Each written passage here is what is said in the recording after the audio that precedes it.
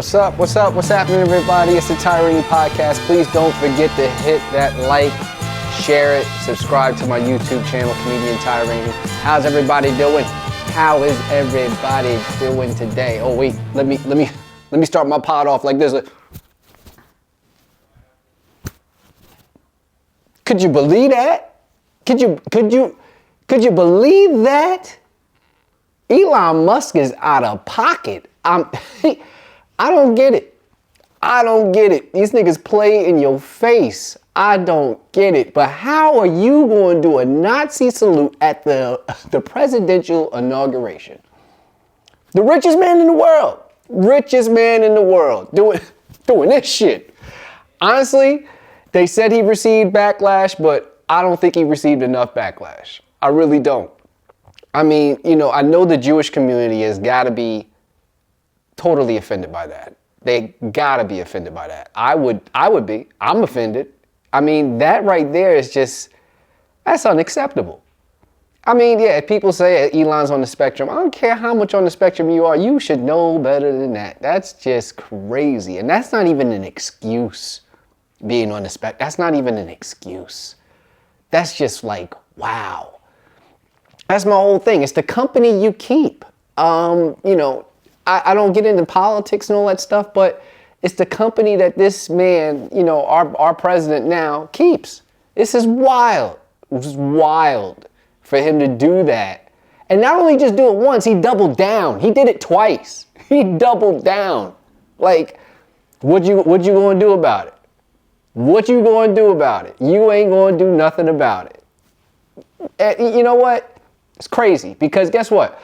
I bet my last penny if former Vice President Kamala Harris, right? God bless her. If she had won the presidency, if she had to do any kind of speech or address or inauguration or whatever, even during her vice presidency, if Kamala Harris had done this, just to pat her weave or her sewing,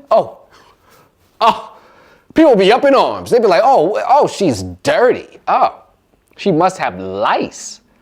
Oh, I told you about these black people with their hair. They don't wash them. They don't wash their hair. Just like Trump saying, Haitian niggas out there eating pets. They would have made up so much shit about Kamala and her damn hair just from a hair pack. God bless her, but I'm telling you, you know how much backlash she would have got just from patting her hair? I can't imagine what would have happened if she would have just patted her hair, did a little this, just to relieve her scalp. And then this nigga, are you kidding me? Yo, it's crazy. I just had to touch on that a little bit. This is not a political podcast. If you came here to learn some shit, I'm sorry. You gonna laugh. We gonna enjoy whatever topics that I come across, but I'm not a political podcast. I'm not here to teach nobody nothing. I'm here to express myself. This is how I relieve. This is how this is my open mic, so to speak. I don't do a whole lot of open mics. So this is my open mic right here. This right here, the podcast, the video now, but this, wow.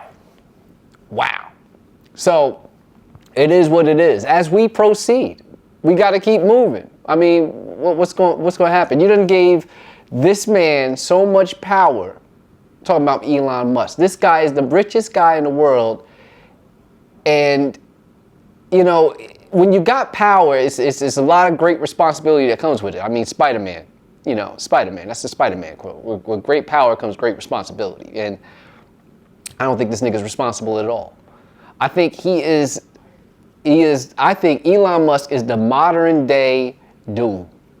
He's the modern day Dr. Doom. And guess what? Y'all are just riding around in this little Tesla, just riding around in this little car in the modern day Dr. Doom, riding around. He gonna lock the door on y'all niggas and run you into a lake. Who's to say he can't? The Teslas are tracking, they're listening.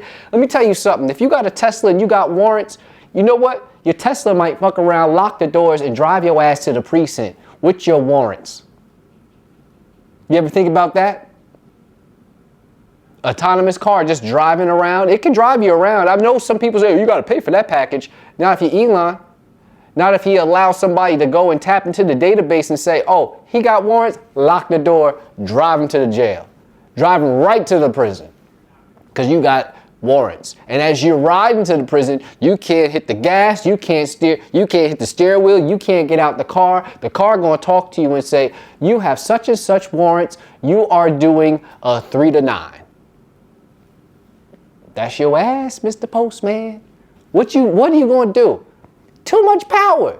You realize he has a low orbiting satellite around here providing some kind of cell service, phone service, telephone. I don't want to invest in it. I seen it one night. You ever seen it? I seen his little Starlink satellite going across the sky. I honestly thought it was the weed I was smoking. I'm gonna be honest with you. I thought I was tripping. It was 2 a.m. I'm looking up at the sky. I'm always looking up at the sky because I'm looking for aliens. I'm gonna be honest with you. I'm looking for aliens. But then I see lights going by. It looked like a kite tail, right? A trail of lights just going by in the sky. I'm like, oh, what? I thought it was my time. Oh, they're here, they're coming to get me. I thought it was some aliens. I thought it was some extraterrestrial stuff. It come to find out it was a Starlink, and it orbits the Earth low enough where you can actually see it on a clear night. I seen it. It was 2 a.m. I'm out in the backyard yelling. Nobody's up in my house. Nobody knows I'm out there watching this thing happen, tripping. I'm like, oh my God. That right there, and him launching rockets and stuff, that's too much. Too much. And this is Trump's boy. So God bless him. And God bless America. And God bless you all. But this shit might not end well. I'm just going to keep it like that.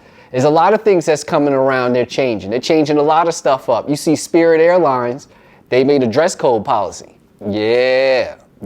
I know a couple people commented on that. Spirit Airlines now has a dress code policy. And I'm gonna be completely honest with you. They trying to cut back on the nigga shit. I'm sorry. Did I say something wrong? I think they are targeting a certain audience, a certain crowd of people. And you know what? Keep it real. You need to do better. Talk about my peoples. We need to do better.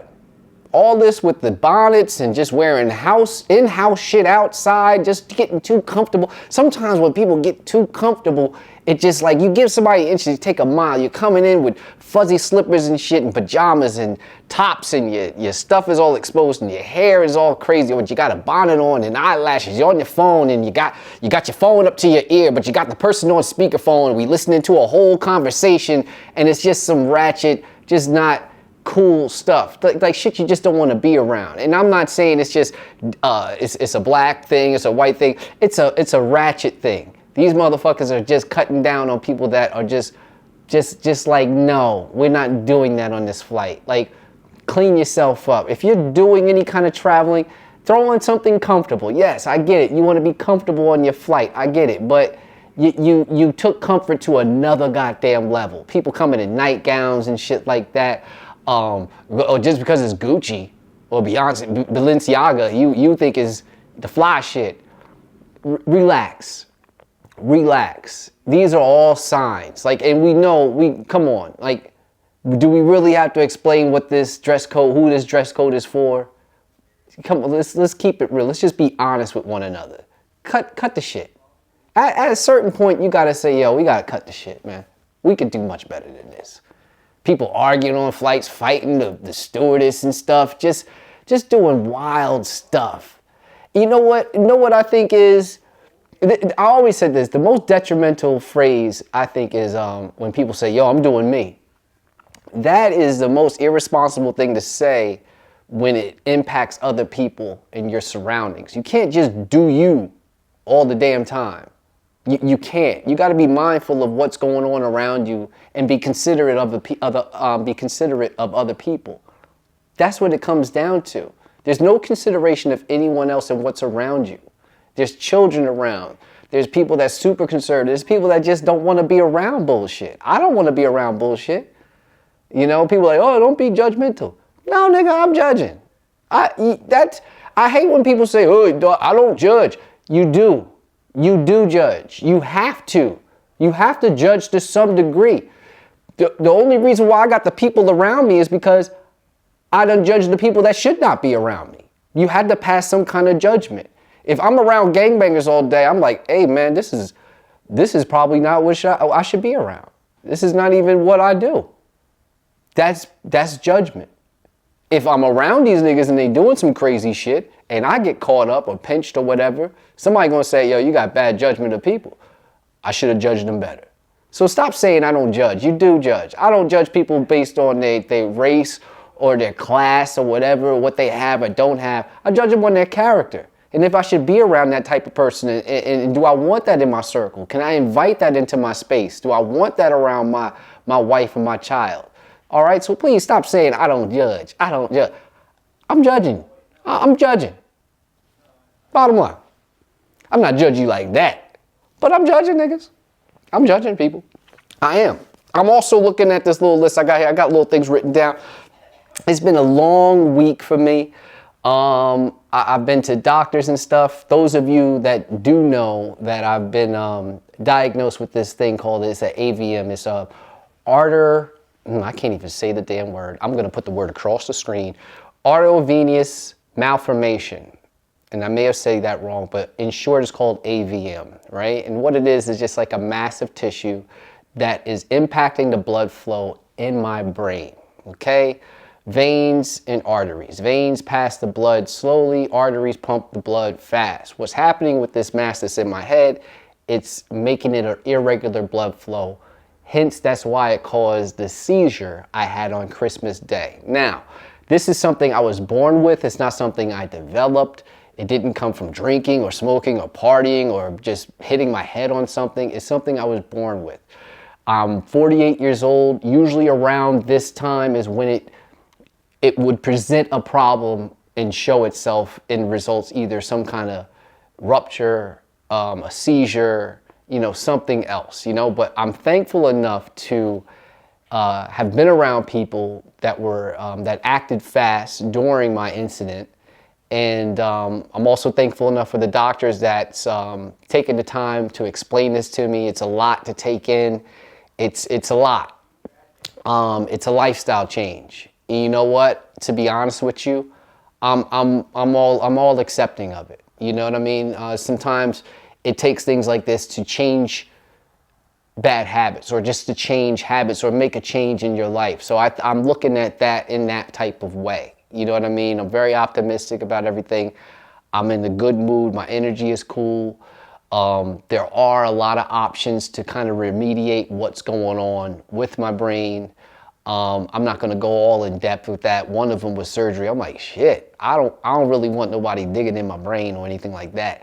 But I am an extremist. I was thinking about it the other day, and I almost cut all my hair off. And I know a lot of people be like, it's about goddamn time. But it was in preparation of what might happen if they do conduct, or if I agree to some kind of surgery. Got to cut the hair. I can't just get surgery on the right side of my head and just cut the hair on one, and I just keep this because I'm that vain and I want to continue to use my Miss Jessie's with my hair, because I got a good grain of hair, and I'm very thankful for that. Thank you, mama. But, it's a lot to take in, but, I take it in stride. But there's a lot of things that I can and cannot do because of this condition now. A lot of things I can't do alone. I can't drive for 6 months, State law, it's reported to the state that I did have a seizure, and I can't drive for 6 months and without an incident. So I have to go 6 months without having any other incidents, and then I can get my driving privileges back, right? So that's one thing.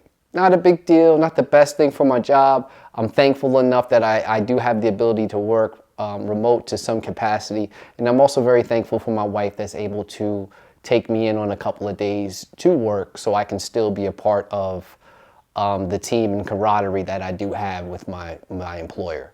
But there's a lot of shit I can't do. I can't swim by myself.